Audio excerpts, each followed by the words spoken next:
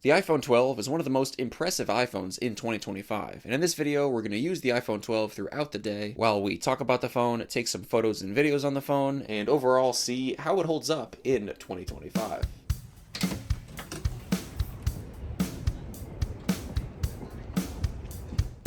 The iPhone 12 was released back in fall 2020, and it was the first iPhone to introduce the current iPhone design style that the newer generation iPhone 13, 14, 15, and 16 still have, with the same 6.1-inch display size, the same flat aluminum sides, and the same glass back design. The iPhone 12's display specs hold up remarkably well. It features an OLED panel with a pixel density of 460 pixels per inch, it has a 60Hz display refresh rate, and a peak brightness of 800 nits in typical situations. These display specs have almost remained exactly the same on every newer standard tier iPhone that's been released since. The only semi-noteworthy difference between the iPhone 12's display tech and the newest iPhone 16's display tech is the peak brightness level. The latest iPhone 16 having a peak brightness of 1000 nits in typical environments and up to 2000 nits in outdoor sunlight environments. However, the only time I notice the iPhone 12 being a bit dimmer is outside in direct sunlight. So since you're pretty much getting the same display on the iPhone 12 as you'd get on a brand new iPhone 16. It's a rock solid screen. The only attributes about this display that some people might take issue with is the fact that it lacks the newer dynamic island pill-shaped cutout to house the front camera, speaker, and other sensors. It has the older notch area to store these. Unfortunately, it's also the largest version of the notch too, as Apple shrunk the notch with the next generation iPhone 13 and 14. But in my experience, the notch or island area just kind of disappears when I actually get immersed into using my phone, so it's likely not going to have any impact on your experience with the device. And even though Apple now allows live activities to show and be interacted with via the dynamic island on the latest iPhones, you could pretty much get the very same experience with live activities on the lock screen on the iPhone 12 here, along with every other iPhone. And you also don't get a ProMotion 120Hz display refresh rate. It again has a maximum 60Hz display refresh rate, meaning scrolling and animations won't look quite as smooth as they do on Apple's latest several generations of the Pro tier iPhones. But again, even the latest standard tier iPhone 16 still has a maximum 60Hz display refresh rate as well. So besides the Pro tier iPhones, the standard tier iPhone line still lacks 120Hz ProMotion. So this isn't a disadvantage exclusive to the iPhone 12.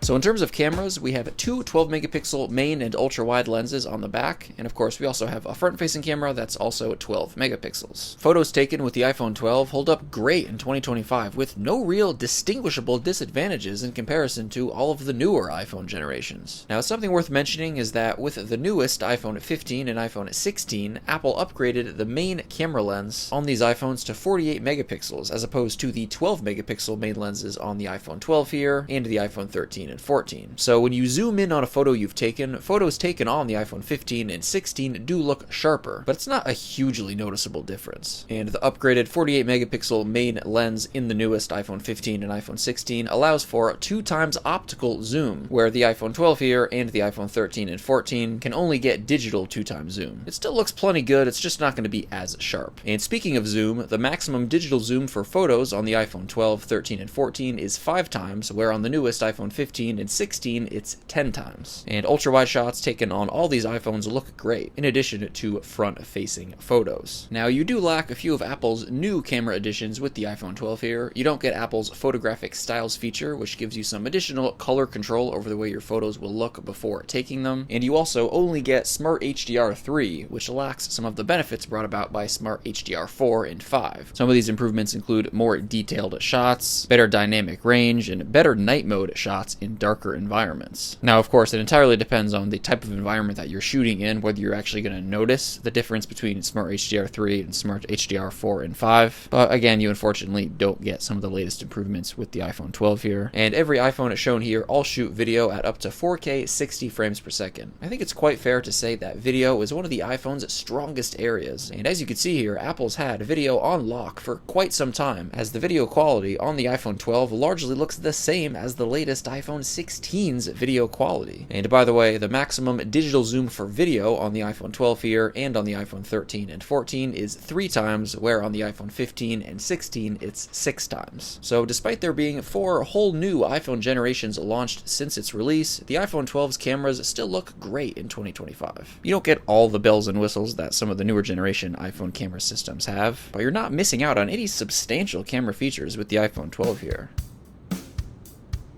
The iPhone 12 is powered by the A14 chip with 4 gigs of RAM, and it runs quite nicely on iOS 18. All of the new iOS 18 features work perfectly, applications and iOS itself feels quite responsive and quick. Of course, this isn't going to be the most powerful iPhone out there, but it's got plenty of processing capability, and assuming Apple continues their current trajectory of supporting iPhones with major iOS updates for around 6 to 7 years, the iPhone 12 has a minimum of 1 more year of major iOS update support, probably 2 and maybe 3 if we're lucky, but don't expect any more than a year or 2. So this being said, if you're currently using an iPhone 12 and you don't have any major issues with it, it's a great iPhone to hold onto for at least another year. And if you're in the market for a cheap used iPhone, you could get an iPhone 12 for around $210 to $250, which is honestly a pretty solid value for the price, as you're getting an iPhone that both looks and functions very similarly to the latest iPhone 16 for just a couple $100. Its biggest drawback being that it's likely towards the end of its lifespan for major iOS updates, but for a device under $300 in the used market, that's to be expected.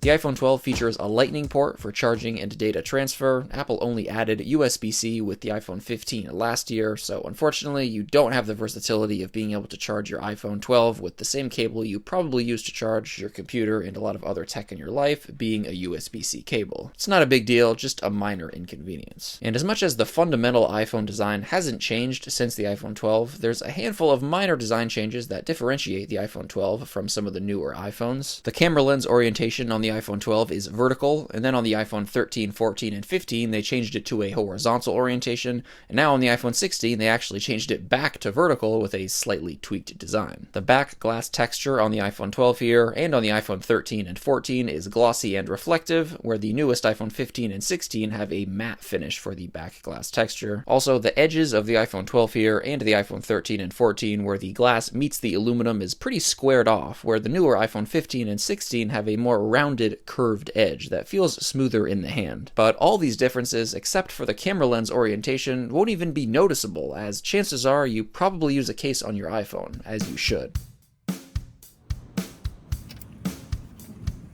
The iPhone 12 features a 2,815 mAh battery, which is a noticeably smaller capacity than all of the newer iPhone generations since. Not by a huge margin, but it doesn't have a big battery by any means. In terms of battery performance, it's really difficult to comment on with a device like the iPhone 12 here that's been out for a good several years, as most iPhone 12s out there have been circulating in use for at least a few years, which means the condition of the battery in each specific iPhone 12 will vary quite a bit from device to device, purely depending on how many charge cycles the device has been put through, which generally corresponds with how many years of usage the device has been put through. The iPhone 12 is generally known for having okay battery performance, not particularly good or bad, just alright, so long as the condition of the battery in your specific iPhone 12 is in decent health. If you're planning on buying any used iPhone, my advice is always to get an iPhone with a minimum of 85% battery health, as an iPhone with a lesser battery health than that will have